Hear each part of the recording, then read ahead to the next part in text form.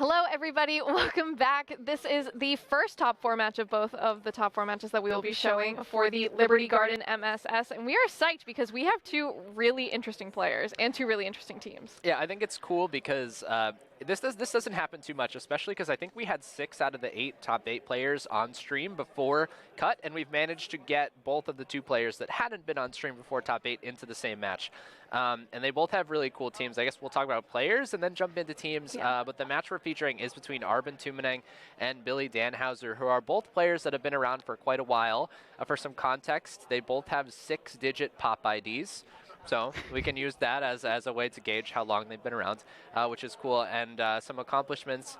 Arbin most recently top cut the 2019 Hartford Regional Championship, which I believe was Ultra Series. Mm-hmm. That was like one of the first Ultra Series tournaments because that was my first regional, right. actually. That's right. And then Billy Dannhouser, who is a New England player, his most recent achievement is top cutting Dallas in 2018. And I can speak a little bit more to him because we go to the locals. I have been around a little bit longer than you, but I'm sure you'll know Billy soon enough at our locals. Is pretty frequently into cuts at a lot of our local tournaments. So this should be a good one. And they both have cool teams. Yes, that's one thing that I'm really excited about is we have 2 different Gigantamax Pokemon options that we haven't seen on stream all day. So the first of all is that Arbin has Gigantamax Butterfree, which has been shown a little bit more, the Compound Dye, Sleep Powder ability with, Gmax Befuddle having a lot of RNG aspects to it. However, we have, with Billy's team, Gmax Sandaconda, which is something I haven't seen in competitive at all, and I know the Sand Spit ability is really interesting, and I just I'm so excited to see it in this form because it's something to me that, I theoretically know what it does, but I don't know what it's capable of. Right, so it's something that is obviously much more niche in use than Butterfree is, because a lot of teams just run a regular Butterfree, and it's just like, I have Butterfree. It may as well be Gigantamax in case I want to befuddle for who knows why. And I have to say that Gmax Butterfree gave me one of my favorite stream moments of all time in Dallas. Oh my goodness, yes. It was just incredible.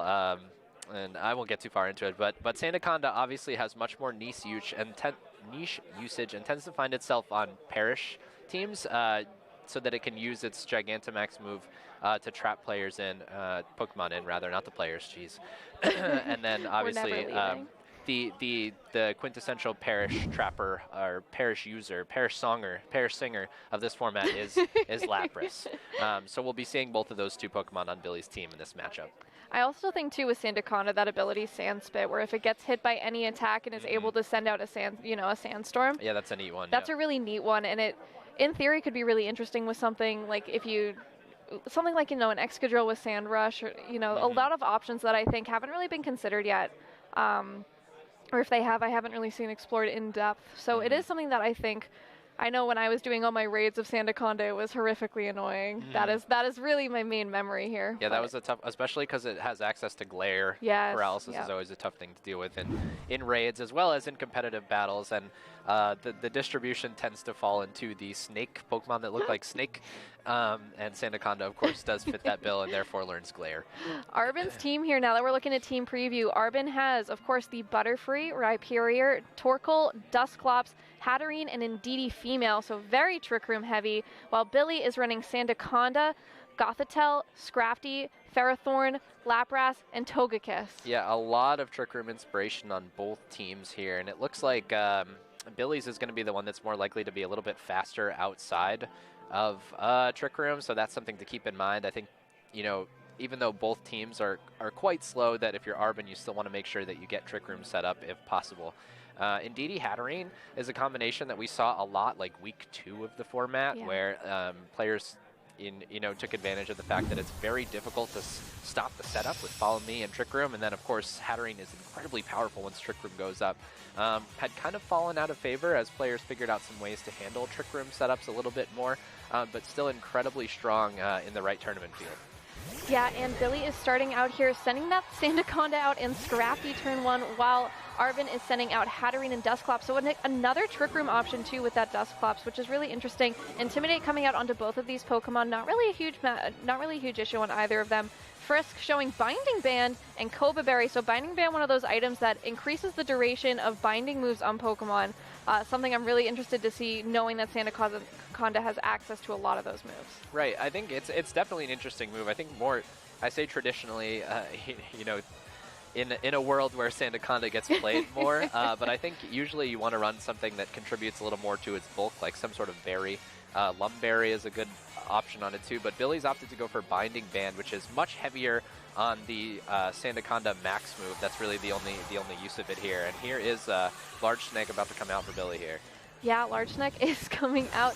I do think it's great for Arbin that he was able to lead that Dusclops and figure out that item first thing. And of course, this G-Max Sandaconda spinning around like a top is going to really start to possibly set up some pressure here. If, you know, maybe looking to get the sand up, possibly going, you know, he can go for that G-Max Sandblast here, and that is just going to do a pretty decent chunk of damage onto this Hatterene that is going to take it just under half and set up, you know, the trapping of all of the opponents. And Snarl coming out here into the Dusclops and the Hatterene, going to lower both of the special attacks. Super effective on the Dusclops here, and the special attack on the Hatterene as well. Great, and it looks like Trick Room is going to go up in some capacity here. Dazzling Gleam from the Hatterene is going to be the option, so presumably it's going to be Dusclops that does set the Trick Room on this turn. And Sand Spit activates, as you mentioned, which is a cool ability. Actually a Will-O-Wisp here. Okay. So getting the Will-O-Wisp off onto the Sandaconda, instead of possibly going for a Trick Room and, you know, getting that Dusclops to be the fastest Pokemon on the field, where it is still the slowest, which is why we might have assumed a Trick Room option there. Right. I'm a little surprised that Trick Room didn't go up, as we saw, Arbin does have the two slowest things on the field, with Hatterene and Dusclops both moving third and fourth respectively this turn, but opting not to set Trick Room up means that the position is a little bit tenuous for Arbin going into this next turn here. You know, he would have had a lot of offensive pressure presumably, or one turn of offensive pressure with Hatterene, since it would have dropped to the residual damage eventually, but instead he's just leaving Billy in an offensive position to really just click two attacks here again this turn. Yeah, and I really am interested. Scrafty getting withdrawn here, though, and he is going to be sending out Ferrothorn, so a lot of strong steel and ground-type damage here. G-Max Sandblast once again going out. I'm going to assume that probably into the Dusclops. Yes, it is, just to get a little bit more damage onto it, bringing it down to just under half health. A critical hit, so that Dusclops is bulky after that burn. And the Dazzling Gleam going into both of these Pokemon, not doing a whole lot of damage to either one. Yep, and the Life Orb is going to be, with all that residual damage, it's actually the Life Orb from Hatterene itself that's going to knock it out. But now the Trick Room goes up. Now that everything has been chipped into range for something like Torkoal to potentially come in, or perhaps Rhyperior, both of those Pokemon are strong Trick Room sweepers in their own right. And, you know, after, as turn 2 for context for turn 1, I think I like Arbin's play quite a bit. Yeah, I think the tough thing about possibly bringing Torkoal in is even though you can get the Drought up for one turn, if you get an attack off onto Sandaconda, your Drought is immediately gone. Right. Yeah, and unless you know, Dynamax your Torkoal, start going for max flares or anything like that, but other than that, you're kind of at the mercy of the weather until the Sandaconda can get off the field. Mm-hmm. Yeah, and I think in that sense, perhaps Rhyperior is a better sweeper to go into right now. It's not going to love taking something like, well, I guess it's Burn, so it's not too bad, a Sandblast. But assuming it's weakness policy, it will take that attack pretty well and then be at +2. Looks like Arbin's taking a little while, and it is Rhyperior that's in the back. I think you're totally right, yeah. Maeve, in the sense that because Sandspit exists, Torkoal maybe not the best slot for or selection for this opportunity. Yeah, and I mean, even if he doesn't have the Torkoal, Butterfree's not really going to want to come in here. No, absolutely not. And Didi probably not coming if he's already got Dusclops and Hatterene. So the options for Arbin definitely limited. Allows Billy, I think, a little bit more time to predict exactly what he thinks Arbin's going to do. You know, he's probably going to bring in that Rhyperior. Do I want to activate that weakness policy, or do I work around it? You know, do I just try and get residual damage with this G-Max Sandblast and things like that? Right. I think Arbin here has a pretty safe bulldoze into Max Quake into the Sandaconda slot, but really because it's burned and it's not a particularly formidable offensive Pokemon, he's got, you know, choice of slot here, but Billy opted to switch out his Ferrothorn here in favor of an Intimidate from Scrafty. Yeah, bringing that Intimidate back out, having an option for a Fake Out next turn onto this Rhyperior, if he really wants to risk it, you know, possibly not going to, assuming a Dynamax here. Which it is going to be a Dynamax, so there won't really be any options for a Fake Out next turn. However, this Rhyperior coming out is going to be able to do a great deal of damage over the next few turns, especially if it can get its weakness policy activated. Right, and of course, usually the combination of Dusclops and Rhyperior does offer the opportunity to self-activate, and I think that Dusclops doesn't really really have anything better to be doing this turn that I'd be surprised not to see a Bulldoze, but actually he's just going to Will-O-Wisp that Ferrothorn slot. Yeah, and that Will-O-Wisp now going into the Scrafty, which is going to take that residual damage from the burn, but is already at so low HP. The Max Quake from Rhyperior here coming out into the Sandaconda, and that is going to do just under, yeah, just bringing it down to just under half, so not a great amount of damage here. It is interesting that you said, you know, we were expecting the Bulldoze here from that Dusclops, bringing the weakness policy for Arbin, so it is interesting to see that not happening while the G-Max Sandblast goes into the Dusclops here, bringing it just down to less than a 25% of its health. Yeah, the damage that Max Quake from Rhyperior did was very surprising. Sandaconda really don't want none here. And now he's going to get the opportunity this next turn to go for the Bulldoze to activate the weakness policy, which would, of course, after the Intimidate, put Rhyperior at +1 stages of attack, and will be doing a substantial amount more to Sandaconda once it is no longer G-Maxed. Yeah, and that Sandstorm and the G-Max Sandblast there, having that Sand Tomb, got a ton of residual damage onto such a bulky Pokemon like Dusclops, really helping to take a ton of damage out of the way here. Torkoal coming in is getting that Drought up, but that's going to be really the only time he's going to be able to get the Sun and the Sand away from his side of the field. Right, so it looks like Torkoal is going to get one shot. Maybe it should be slower than the Rhyperior, so it looks like Sand will go back up if Torkoal is the first thing to use, but Scrafty having Fake Out Pressure right now, it might just prevent Torkoal from moving for one turn. So there's still a lot at play with Trick Room here. There could be multiple offensive threats, but I definitely like Arbin's position quite a bit. Yeah, and we really don't know what Billy has in the back besides that Ferrothorn. If he has something like that Lapras, he's going to be in a pretty comfortable position, I think. You know, he's keeping that information preserved really well, and it's all going to, I think, depend on what he reveals towards the end of this game moving into Game 2.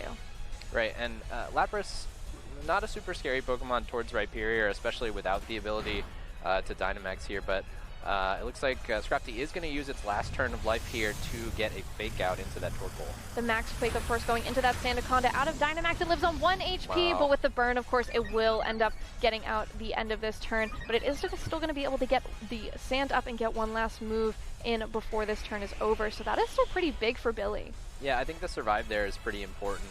And he gets the Glare.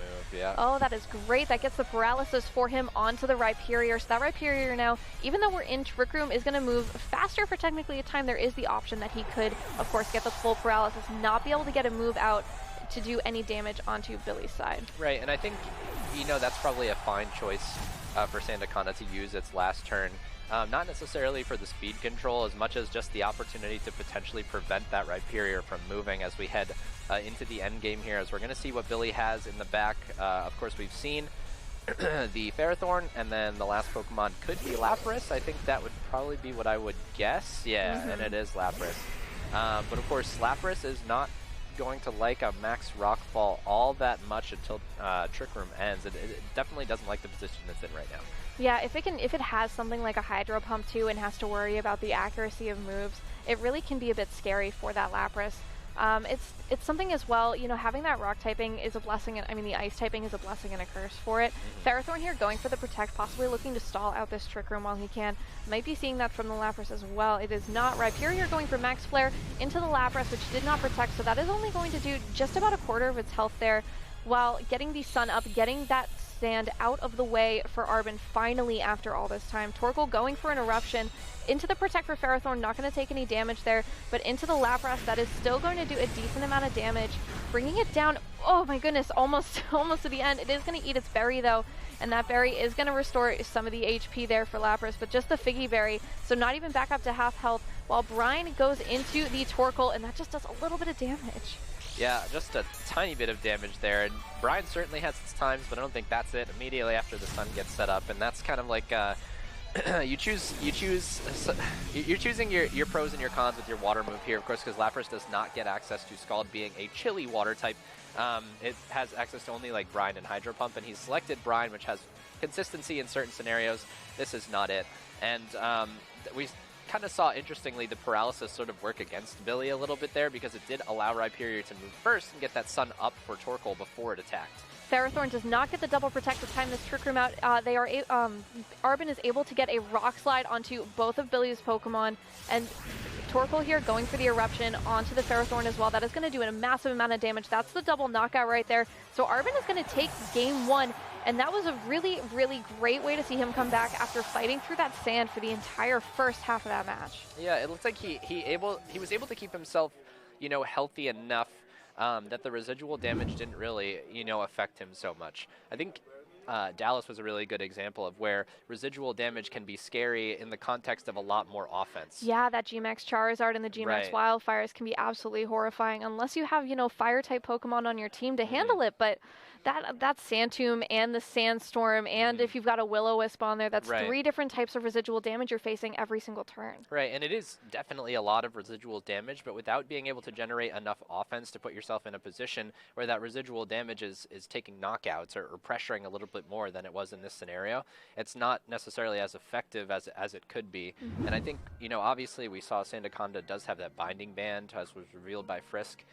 The use is not so much for the residual damage, in my opinion, as it is for the trap. Right. And we didn't see, Gothitelle come. We didn't see Lapras get the opportunity to use Perish Song. So a lot of the trapping elements of Billy's team are kind of moot at this point if he's not able to get that Perish down, which it seems to revolve very heavily around. Yeah, and I do have to wonder, too, if Arbin is going to keep those same 4 Pokemon. Like, I feel like they did work for him, but, Billy, I think it could change for him whether he keeps that Ferrothorn, which didn't really do a whole lot for him in this game, Hardly anything. Or if he brings anything else. If he goes for maybe something like, I mean, he could bring the Gothitelle, have an option for Trap on top of it. He has options, I think, in terms of his adjustments for this second game. Yeah, definitely. I think that the biggest thing that makes me, and I totally agree with your point on Ferrothorn, is seeing that fire move on Rhyperior definitely makes me think that Ferrothorn, usually a pretty good Rhyperior check, not anymore. So you definitely consider leaving that behind in favor of something else. I think, Togekiss is a pretty universally good Pokemon for trying to facilitate any number of game plans that you're trying to go forward with. Gothitelle is certainly an option that gets a lot of options available to it, and if nothing else, the opportunity to reverse Trick Room, which I think is something that Billy's team would really appreciate. And you do have to wonder, too, exactly what type of Togekiss Billy is running, because he could be running a very supportive Togekiss, something with Helping Hand, Follow Me, or he could be running, the Scope Lens variant that we've seen a whole lot today. Game 2, of course, we are starting right now. I love both of these trainer cards. Those are some good ones, yeah. Those are both very good, so it's great to actually see a little bit more work and creativity put into those. I always appreciate that. Let's see, Arbin going to be leading that Butterfree Dusclops, so a bit of a different lead, while Billy is leading the Gothitelle and Lapras. So very different changes on both of these sides, but I'm excited to see this Butterfree. Arbin thinking he's going to bring his own Gigantamax Pokemon. Right, and Butterfree is actually a really good Pokemon to lead into something like Gothitelle. A lot of times Butterfree is kind of like a fake-out magnet, but, with the potential for a G-Max out of Butterfree and a Psychic type on the field, you're really playing with fire to try and sit there as a Psychic type in front of Butterfree, because you could just get befuddled. Yeah. We could just start to roll some dice, and with Arbin already up a game, I think rolling a dice is something that he could definitely opt himself into, see what happens, and then if nothing else, you've got another game to play with. If Billy does go for something like a Dynamax Lapras here, which we have seen before earlier in the day, and, Arbin is able to get something like a Sleep Off or even a Paralysis, he's going to be in great shape. So it really, again, like you said, is rolling the dice. So I am excited to see I think it's Butterfree. I sure hope so. I would be amazed if it was Dusclops. And here it is, that G-Max Butterfree. So again, like we said, that G-Max Befuddle. Yeah. A little bit of some odds here. He's got an option for Poison, Paralysis, or Sleep. So we are excited, of course, to see that. Fake Out, of course, going into the Butterfree. That's exactly why it's so good. Yeah, that Fake Out not going to be able to do anything. That G-Max Befuddle now coming out into that Gothitelle. That is going to do a whole one-hit knockout right there, a ton of damage, and we're going to have to see exactly what secondary effect goes on. A critical hit there, but exactly the sleep on the Lapras. That is massive for Arbin. That is going to be huge. So now not even having to worry about Gothitelle, not having to worry about being trapped at this point in the game. Will-O-Wisp going on that Dusclops, but it missed, but it failed. That is crazy. Oh my goodness. Yeah, that is devastating. It's tough because I think the Gothitelle was actually a pretty good adjustment on Billy's part. But unfortunately, that sort of situation is exactly why Butterfree is so good, because you can Gigantamax, take the Fake Out, because obviously Dynamax Pokemon can't flinch, and then retaliate into that Psychic type that really has nothing. What is Gothitelle going to do, outside of having something like a Focus Sash? So that was just a really good turn. Unfortunately, the Dusclops slot didn't really do anything there, trying to Will-O-Wisp into a sleeping Pokemon, but, you know, the position is so good, and he's got Airstream. Oh my goodness, yeah, and that is going to go into the Koba Berry there for the Scrafty, which of course wasn't able to use a Fake Out or anything like that with Dusclops and Butterfree both unable to handle that, or both able to handle that pretty comfortably. Speed raise for both the Butterfree and the Dusclops there, so not really looking for anything like a Trick Room. It seems like Snarl coming out for Scrafty. That is going to do just a little bit of chip damage, but lowering that special attack on both of these Pokemon. And I do have to wonder too if last turn, if Billy didn't Dynamax that Lapras on purpose, expecting a G-Max Befuddle. Will-O-Wisp here going into the Scrafty, so that is going to get an extra, you know, a burn there. Not having to worry about, you know, a G-Max Befuddle, roll of the dice. But I think it's great that Arbin is able to go for all these status effects on Billy's Pokemon virtually unpunished. Right, yeah, he can basically just lay down the status, and Scrafty is going to be in range for an Airstream most likely next turn after we saw the damage done by the Koba Berry. So even after the Snarl, threatening a knockout onto the Scrafty most likely. Your point about not Dynamaxing Lapras is really interesting, and I think that the reason that he didn't do that, and this is me projecting, is that Sandaconda is in the back. That's true. It's such like a useless Pokemon when you're not taking advantage of its Gigantamax form that it's really tough to justify Dynamaxing anything else, even though it seems likely that it would be a good option at the time. And if he does save that Dynamax or that Gigantamax, I think it's going to be really useful for him. That Max Airstream here is almost enough. It will hang on. But there should be just a little bit that residual burn damage afterwards. We are going to see if it goes for something like another Snarl, lowering the special attack on both of these Pokemon. Lapras wakes up. Lapras going for a Freeze Dry here. That is not even bringing it to half of its health, so this Butterfree's going to live another day. The Snarl, of course, coming out, going to lower the special attack one more time on both of these Pokemon before it does succumb to the burn.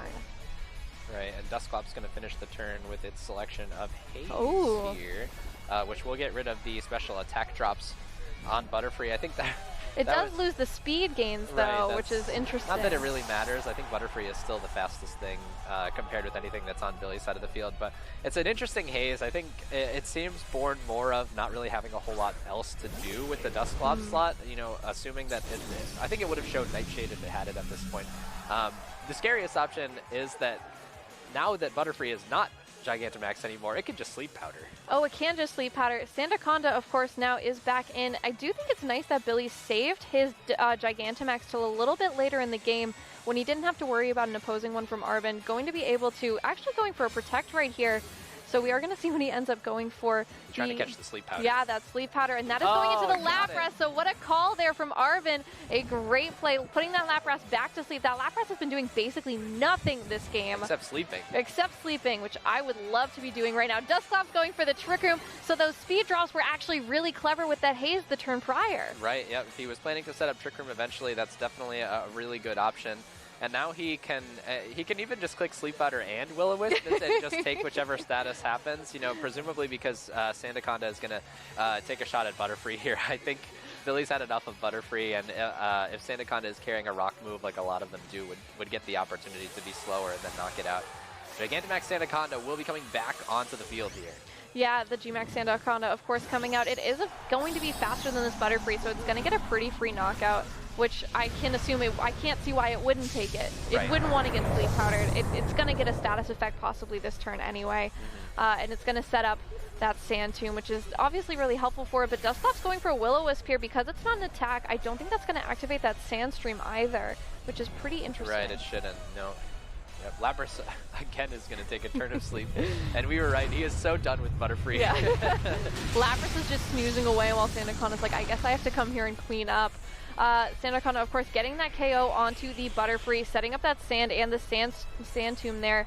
So it is, again, it's really just, Arbin's got a whole lot of options in the back if he has something like that Rhyperior, if he's able to maybe get, if he has maybe Bulldoze on his Dusclops, which we haven't seen, so we really don't know.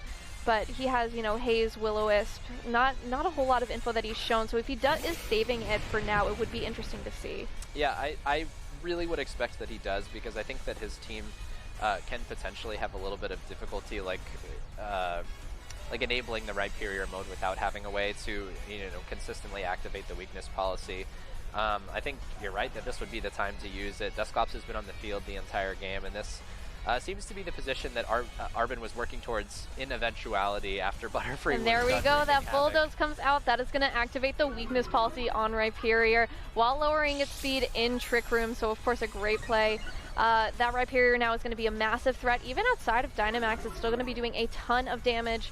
I am sure that Arbin is absolutely ready to try and take the rest of this game. Going for a Rock Slide, it misses the Lapras, which is still sleeping. Gonna hit that Sandaconda, gonna do a little bit of damage. The Lapras still sleeping, gonna take another snooze for another turn. All right, and turn will be finished with the Sand Blast, but I don't think this is going to do all that much damage, given that it's burned. And Sandaconda, you know, even though it is large right now, isn't really known for its offensive prowess. And that was a critical hit as well. That was a crit. I didn't even see that. That was a critical hit, so not a lot of damage being put out by this Sandaconda.